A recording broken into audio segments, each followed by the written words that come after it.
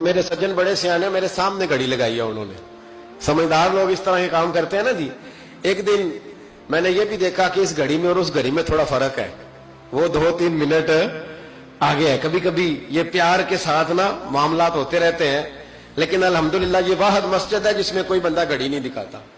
میرے خیال میں شاید یہ اور بھی ہوں گی, کوئی بندہ یہاں گھڑی نہیں دکھاتا الحمدللہ. بلکہ مجھ سے شکوہ ہی ہوتا ہے لوگوں کا کہ آپ جلدی چھٹی کر دیتے ہیں, تھوڑا زیادہ چلنا چاہیے. لیکن کچھ مضمون ایسے ہوتے ہیں میرا دل کرتا ہے لمبے چلے, آپ یقین کریں میرا دل کرتا ہے. ایسے لگ رہا ہوتا ہے جیسے میں اپنی بات کر رہا ہوں, ایسے لگ رہا ہوتا ہے جیسے یہ ایسی کہانی ہے جو دل کرتا ہے دور تک چلے, لیکن میں نہیں لمبا لے کے جاؤں گا. میں چیزوں کو سمجھتا ہوں, وقت میں رہوں گا.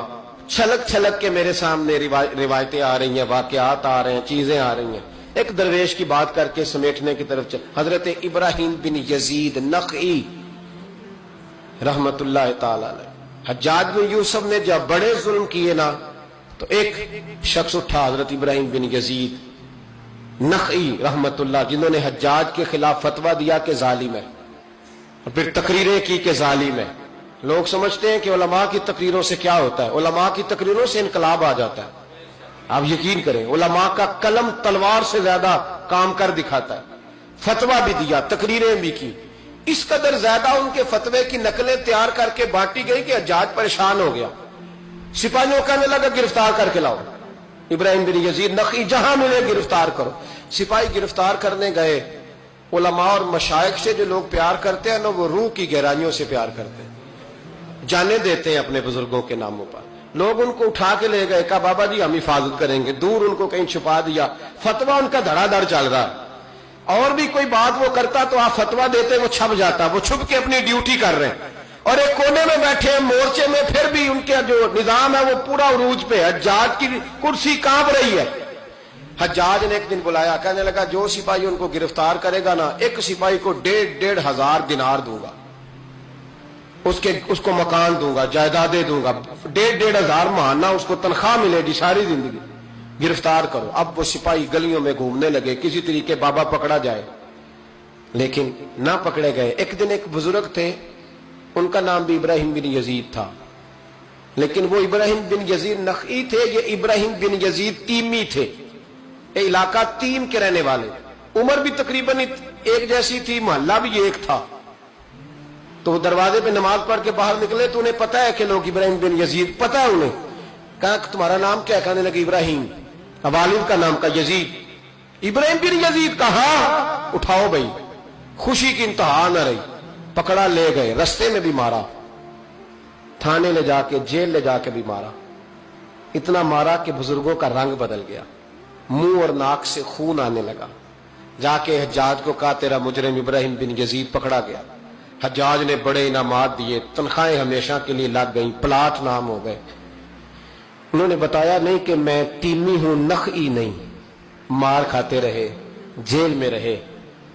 اب فوجیں چپ کر کے بیٹھ گئیں. ان کا جو فتویٰ تھا وہ زیادہ پھیلنے لگ گیا, کیونکہ اب ان کی تلاش ختم ہو گئی, خطرہ ختم ہو گیا, کام وہ زیادہ کرنے لگ گئے. یہاں یہ گرفتار ہو گئے, حالات بڑے کٹھن ہوئے. کچھ علاقوں میں کچھ جیلیں سخت ہوتی ہیں. حجاج بن یوسف نے دماس نام کی جیل بنائی ہوئی, اس جیل میں جناب ابراہیم بن یزید تیمی کو ڈال دیا. آپ کی عمر 60 سال تھی, ماں کی عمر 90 سال تھی. ماں بیٹا ڈھونڈنے لگی, ڈھونڈتے ڈھونڈتے ڈھونڈتے ڈھونڈتے کسی نے بتایا کہ وہ ابراہیم نخعی کے دھوکے میں تیرے بیٹے کو لے گئے. ماں جیل پہنچی, بیٹا ماں سے جب ملا تو بیٹا قدموں میں گرا. چہرہ دیکھ کے ماں کا کلیجہ پھٹ آیا, اتنے زخم میرے بیٹے کے وجود پر. کہا بیٹا انہیں بتایا کیوں نہیں کہ تو تیمی ہے, نخعی نہیں, بتایا کیوں نہیں؟ تو جناب ابراہیم تیمی نے ماں کے منہ پہ ہاتھ رکھا, اماں چپ کر جا, میں ایک جاہل آدمی ہوں, میرے وجود سے امت کا فائدہ کوئی نہیں, وہ رسول اللہ کے دین کا چمکتا ہوا چراغ ہے. اماں ان کی وجہ سے کتنے سینے روشن ہیں, کتنے دلوں میں ایمان کی تازگی ہے, کتنی آنکھوں میں رسول اللہ کی محبت کا نور ہے. اماں ابراہیم بن یزید نخعی کی وجہ سے ظالم کانپ رہے ہیں, ڈر رہے ہیں, اور مظلوم اٹھتے ہیں کہ ہمارا بھی کوئی ہے نام لینے والا. اماں نہ, میری وجہ سے اگر وہ بچ سکتے ہیں تو میں کئی جانے دینے کو تیار ہوں. मेहरबानी कर अम्मा, तूने नहीं कहना, तूने किसी को बताना नहीं। माँ कहने लगी बेटा तू नबी पाक के दीन के गुलाम पर जान देने लगा? कहा हाँ। अम्मा कहने लगी फिर मैं किसी को बताऊंगी नहीं, बल्कि मैं तेरे हौसले की दुआ मांगूंगी। और माँ कहने लगी बेटा अगर कयामत के दिन अल्लाह ने मुझसे पूछा ना कि तेरे बेटे ने तेरे हक अदा किए कि नहीं किए, तो मैं कहूंगी मालिक मैं अपने बेटे से बड़ी राजी हूं, और अल्लाह मेरे बेटे को बगैर हिसाब किताब जन्नत दे, मैं तेरे लिए दुआएं मांगूंगी। माँ तसल्ली दे के बेटे को घर आ गई। हजरत इब्राहिम तीमी को इतना मारा कि 3 दिन के बाद जेल में शहीद हो गए। जब वो शहीद हुए, हज्जाज बिन यूसुफ रात को ख्वाब देखता है कि आज तेरी सल्तनत में कोई जन्नती फौत हो गया, जन्नती फौत हो गया, जन्नती। हज्जाज ने पूरे मुल्क में पता कराया तो कहा एक ही बंदा फौत हुआ है जो जेल में था। तो हज्जाज आए वहां। जिस वक्त हज्जाज वहां पहुंचा ना, सराहने आके मैयत के खड़ा हुआ, उसी वक्त एक ताजा फतवा आया, क्योंकि हजरत इब्राहिम नखी को नहीं खबर थी कि मेरी जगह पे वो बंदा शहीद हो। ताजा फतवा आया कि सुना है आज सुबह एक और बंदा उसके तशद्दुद से कत्ल हो गया, मुसलमानों पे जरूरी है इस जालिम के खिलाफ उठे। जब फतवा पढ़ा तो नीचे दस्तखत थे। इब्राहिम बिन यजीद नखी कहने लगा गालिम हो, ये तो ख्वाब मैंने देखी जन्नती फौत हो गया, तो ये अगर इब्राहिम नखी नहीं तो ये फतवा किसका आया है? तो लोगों ने कहा हुजूर पहले भी हमें किसी ने बताया था ये तीमी है, नखी नहीं, ये बोले नहीं, उनके नाम पे जान दे गए। कहने लगा फिर पकड़ो इब्राहिम नखी को। तो हजरत सईद बिन जुबैर पीछे खड़े थे, कंधे पे हाथ रख कहने लगे हज्जाज बस कर, अब उनके पीछे फौजें ना दौड़ाना, जिनके नाम पर जान देने वाले जन्नती है उस बुजुर्ग की अपनी शान कितनी होगी, उसके हिस्से पे जो जान दे गया, जब उसके लिए तुझे जन्नती की ख्वाब आई है। हजरत इब्राहिम बिन यजीद नखी उनके बाद एक अरसे तक जिंदा रहे।